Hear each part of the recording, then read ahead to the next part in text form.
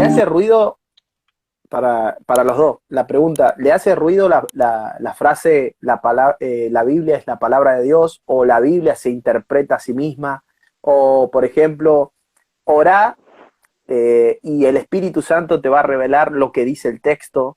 ¿Cómo relacionas todas estas frases cuando vas al texto también? Y si te informaste y si leíste un poco más de autores que han hecho crítica textual de la Biblia, ¿cómo relacionan ustedes, cómo lo acentúan y lo ponen más llano para que la gente no se quede en el error solamente, sino que también utilice la Biblia en su diario vivir y la mire con una nueva mirada? No quedarse en el error, sino también utilizar eso como una muleta para seguir adelante y no desechar el texto automáticamente. No sé si me explico con la pregunta. Bueno, igual como decía Carlos, yo creo que nos toca muchas veces redefinir varios de estos conceptos, ¿cierto? Cuando hablamos de la Biblia como la palabra de Dios, ¿a qué nos estamos refiriendo? Nos estamos refiriendo que todo lo que está escrito proviene literal y textualmente de la boca de Dios. Claro, si lo aceptamos de esa manera y luego nos encontramos con que existen dos relatos de la creación, de que, por ejemplo, en el diluvio Noé, Dios le pide que entren un macho y una hembra y después le dice que entren 7 parejas de cada especie, entonces uno dice, ¿qué pasa aquí? Porque, o los mismos evangelios, ¿por qué existen este tipo de contradicciones? Y tratamos de hacer contorsiones textuales, exegéticas, para hacer calzar todo este puzzle que termina siendo un desastre. Eh, entonces, creo que es fundamental entender varias cosas. La primera de ellas, creo yo, y aquí tomo prestada algunas ideas de Eduardo Arens, es que debemos recordar y reconocer que el texto bíblico contiene una dimensión divina y una dimensión humana. Y para poder llegar a esa dimensión divina, no podemos saltarnos la dimensión humana, que es lo que por lo general hacemos. Cuando tratamos de decir que estamos leyendo la Biblia literalmente porque es la palabra de Dios, nos estamos saltando todo el proceso que significó la creación de estos textos, nos estamos saltando los autores, los contextos literarios, los géneros literarios, nos estamos saltando los contextos históricos, nos estamos saltando miles de años pensando que lo que estoy leyendo fue escrito el día de ayer para mí y por parte de Dios mismo. Entonces, cuando hacemos eso, cuando nos saltamos esta dimensión humana, corremos el riesgo de decir, ok, estoy divinizando no la Biblia, sino que estoy divinizando, que es aún más peligroso, mi interpretación de la Biblia. Yeah. Wow. Porque coincidimos en eso, ¿cierto? Ya lo hemos dicho varias veces. No es tanto lo que dice la Biblia, sino es lo que yo quiero que diga la Biblia, o cómo yo la abordo desde mi contexto y desde mi manera de comprender. Últimamente he estado haciendo algunas clases de religión en escuelas públicas a estudiantes de primaria y secundaria. Y hay un tema que he podido abordar, que es, por ejemplo, este pseudo conflicto entre la religión y la ciencia.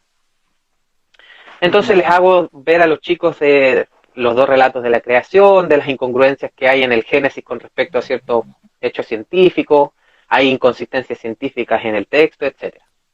Entonces siempre termino esa exposición preguntándoles, ¿esto significa que la Biblia miente? Y mi respuesta es no, porque el problema no es la Biblia, sino que el problema es la intencionalidad o la atribución que le hemos asignado a la Biblia. Acá hay un problema de propósito. Hemos querido darle a la Biblia un propósito que esta no tiene. Entonces, cuando leemos el relato de la creación, pensando que nos está hablando de cómo se generó el universo de manera científica, ya le estamos asignando a la Biblia un propósito que esta no tiene. Así es. Porque la Biblia no es un libro de ciencia. Es más, fue escrita en una época precientífica. Entonces, probablemente todos nosotros que estamos acá en este live y la gente que está viendo, sabemos más de ciencia que lo que sabían los autores bíblicos. Y si no lo sabemos, podemos googlearlo y en segundos tenemos la información. Entonces, si vamos a leer la Biblia con esas ideas de que, claro, como es la palabra de Dios, entonces la Biblia no miente y todo lo que dice en materia de ciencia, en materia de historia, en materia de todos los conocimientos humanos, es real, vamos a errar al blanco absolutamente. Entonces lo que debemos hacer para no desechar el texto bíblico es reconocerle cuál es su verdadero propósito. Y el propósito de los textos bíblicos tiene una intencionalidad no de conocimiento, sino de experiencia. Y no cualquier tipo de experiencia, es de experiencia de fe. Y es una experiencia comunitaria de fe. Entonces, si yo voy a leer el Génesis para ver cómo se creó el universo, no. Mejor cierro la Biblia y me dedico a otra cosa. Pero si yo voy a leer el relato de la creación para entender cómo los autores están tratando de explicar esta relación con la divinidad, de por ejemplo, cuando habla sobre la imagen de Dios, nos está diciendo que ya la imagen de Dios no pertenece a un único ser humano, como lo hacían las religiones de la época, poniendo el caso de los egipcios, ¿cierto? Donde el faraón era la imagen de Dios, y por lo tanto todos los debían veneración a esta imagen. Entonces entendemos que el texto bíblico, el autor del Génesis nos está diciendo, ojo acá, es una crítica a un sistema religioso establecido, y nos está diciendo que la imagen de Dios no es propiedad privada de una sola persona.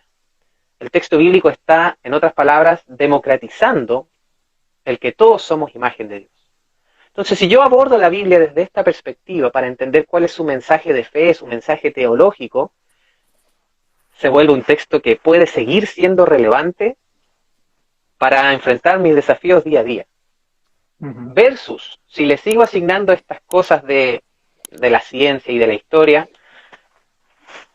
voy a salir perdiendo, voy a hacer muchas veces el ridículo frente a otras personas que no comparten la fe, y creo yo que no va a haber ningún tipo de transformación desde la espiritualidad para afrontar la vida.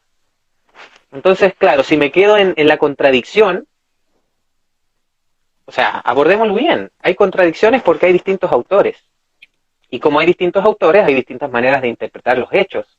Y eso es lo bonito, porque todos interpretamos los que leemos, interpretamos los autores que escribieron, interpretaron las comunidades a quienes fueron escritos estos textos, interpretan a aquellos que traducen la Biblia.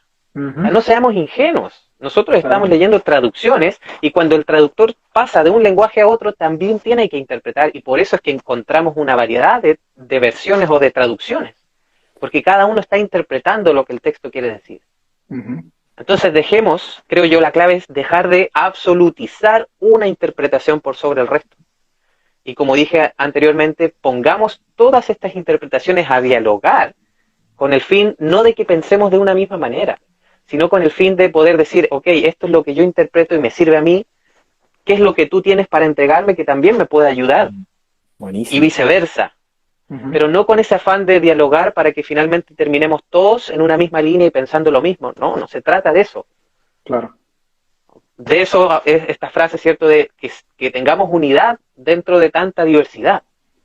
Que no sea una frase cliché, sino que eso sea una realidad, exacto. Que podamos pensar y disentir y sin embargo poder seguir animándonos en la fe, poder seguir animándonos en la esperanza y poder seguir animándonos en el amor.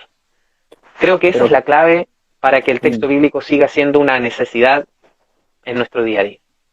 Creo que democratizar el texto, hablarlo en comunidad, creo que eso da mucho, mucho temor a una iglesia muy tradicional, donde un personaje interpreta para el resto, como el Moisés, que baja de la montaña e interpreta lo que Dios quería. Y democratizar y que se charle y se debata en comunidad es como que da miedo a la iglesia actual.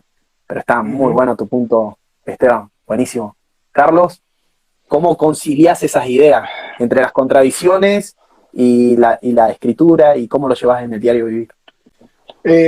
Fíjate que me gustaría decir algo antes, y es el hecho de que nadie puede convencer a nadie. Por mucha evidencia que vos presentes respecto a tu postura, cuando alguien está decidido a que quiere creer de cierta manera, no lo podés convencer. Y ese es el grave error de los apologetas modernos, ¿no? Comienzan a querer defender, lamentablemente, lo indefendible. Quieren demostrar un punto y a veces se trata más del ego propio que de la sana aproximación al texto.